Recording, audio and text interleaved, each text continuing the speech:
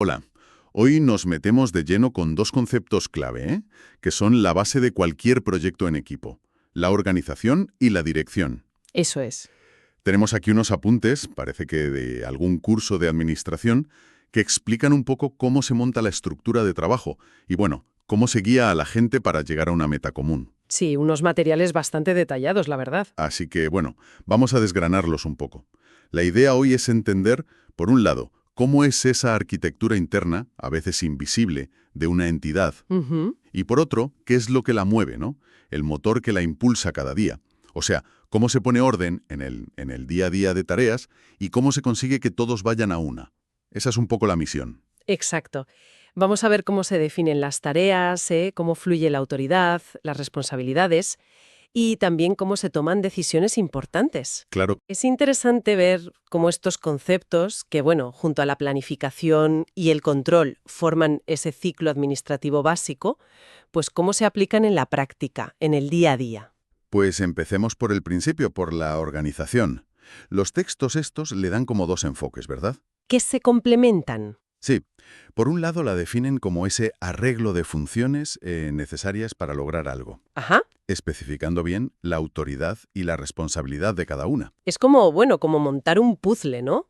Poner cada pieza en su sitio para que funcione. ¿Vale? Colocar las piezas. Y la segunda visión añade que es también el orden interno del grupo, o sea, cómo se relacionan las distintas partes, la jerarquía, la comunicación, la responsabilidad y, un punto que destaca mucho, cómo se reparte el trabajo. La división del trabajo. Fundamental, responde a la pregunta de, bueno, ¿cómo hacemos esto? ¿Quién hace qué? ¿Y con qué herramientas o medios? Entonces, entiendo, no es solo agrupar personas y ya está, No, no, para nada. sino que hay que diseñar de forma consciente cómo van a interactuar esos roles, esas tareas, para ser eficientes, ¿no? Y conseguir lo que se busca. Una estructura, pensada. Exacto, una estructura deliberada. Y en el centro de esa estructura está precisamente eso que mencionabas, la división del trabajo. Sin ella, pues sería imposible hacer tareas complejas. Hombre, claro, es lógico.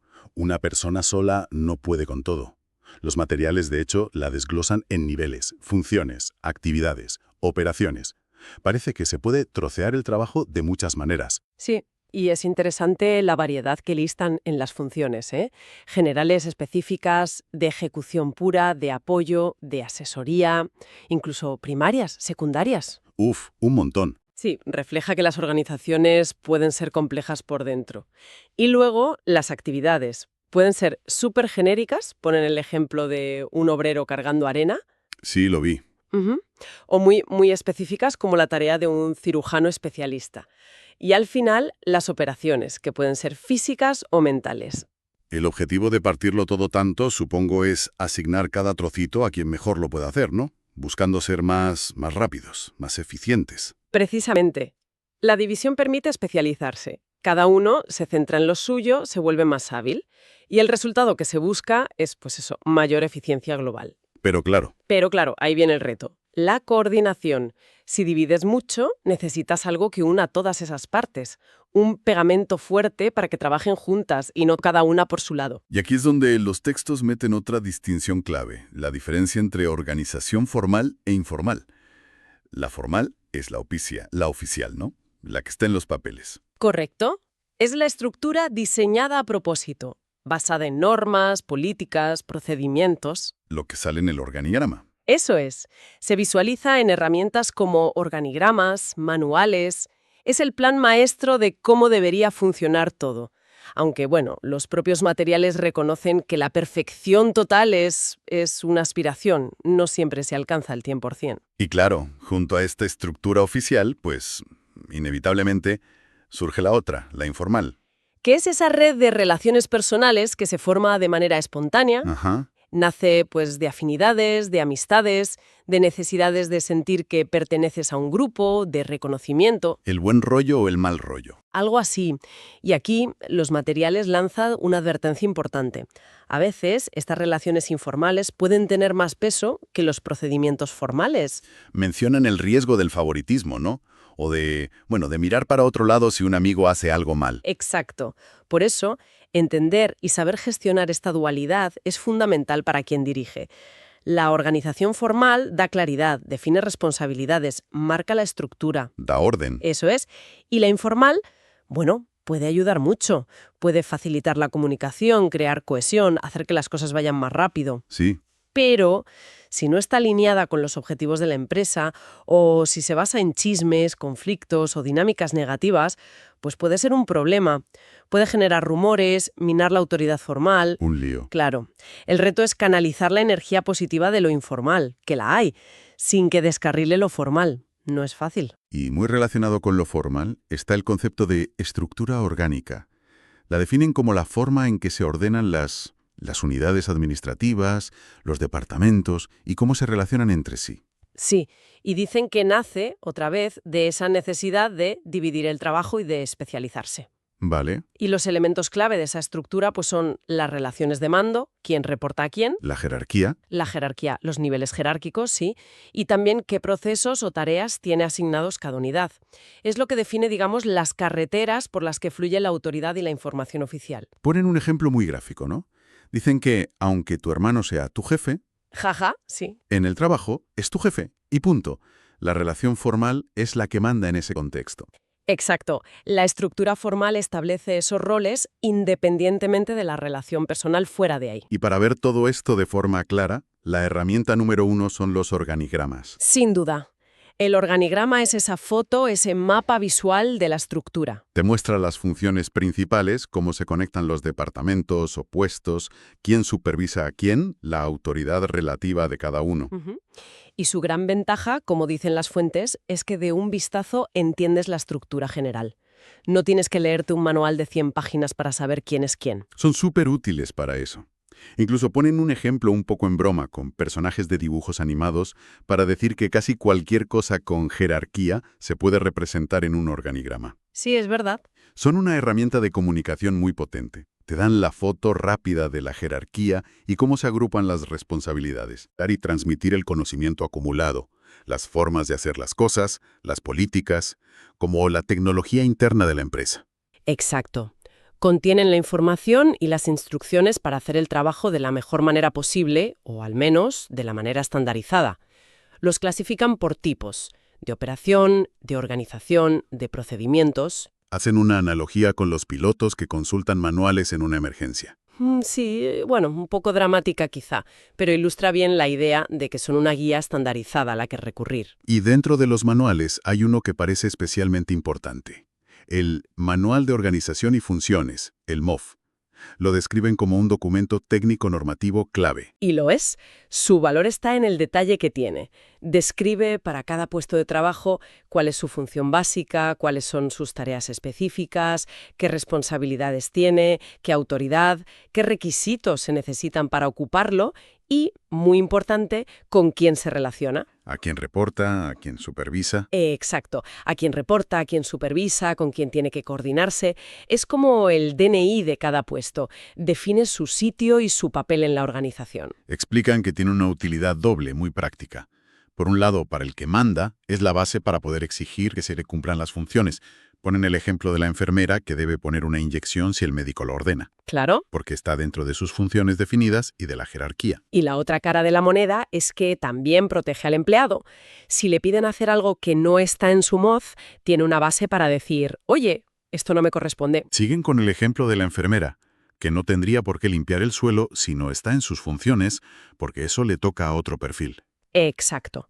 En resumen, el MOF da claridad, define límites y ayuda a que cada pieza encaje y haga lo que tiene que hacer. Es fundamental para que las cosas funcionen en el día a día. Vale, perfecto. Ya tenemos la estructura, el quién hace qué, las herramientas para definirlo todo. Pero claro, una estructura, por muy bien diseñada que esté, necesita vida, ¿no? Impulso para moverse. Ahí entra la segunda parte, la dirección. ¿Y cómo la definen? Pues la presentan como el elemento más dinámico del proceso administrativo. Es la chispa que enciende el motor, la acción. Vale, Implica la responsabilidad de guiar, de conducir, de motivar, de impulsar al personal para que hagan sus tareas de la mejor forma posible y colaborando. Responde a la pregunta de, vale, ya está todo organizado, ¿y ahora cómo lo llevamos a la práctica? y es dinámica porque trata con personas, claro. con comportamientos, motivaciones, relaciones. Aquí la comunicación tiene que ser absolutamente vital, ¿no? Fundamental, lo subrayan mucho. Una orden mal dada, o que se entiende mal, o que se va distorsionando al pasar de un jefe a otro. El teléfono es cacharrado. Exacto, puede causar problemas enormes. La dirección es donde el liderazgo se ve más claro, donde más se ejerce. Mencionan la figura del CEO como el ejemplo moderno de esta función directiva en muchas empresas, el máximo responsable de llevar el timón. Los materiales sugieren que a veces se considera como la parte más importante o la más compleja de la administración, aunque luego matizan rápido. Sí, y es un matiz importante. Recalcan que todas las fases del proceso administrativo, planificación, organización, dirección y control, son esenciales. La analogía del perro. Esa es, la del perro de cuatro patas. Si le quitas una, da igual cual sea, el perro cojea. Todas son necesarias y están conectadas. La dirección ejecuta lo que se ha planificado, dentro de la estructura que se ha organizado. Y luego el control verifica que se esté haciendo bien. Vale, todo interconectado. Exacto. Para que esa dirección funcione bien, se basa en ciertos principios que detallan. El primero, coordinación de intereses. Que busca, alinear los objetivos de cada persona o de cada grupito con los objetivos generales de la organización. Un reto constante, ¿eh? Porque no siempre coinciden así de fácil. Me imagino. Luego, la impersonalidad del mando. Esto es interesante. Dicen que una orden se cumple mejor si se ve como algo objetivo, necesario para el trabajo, y no como un capricho o porque le caes bien o mal al jefe.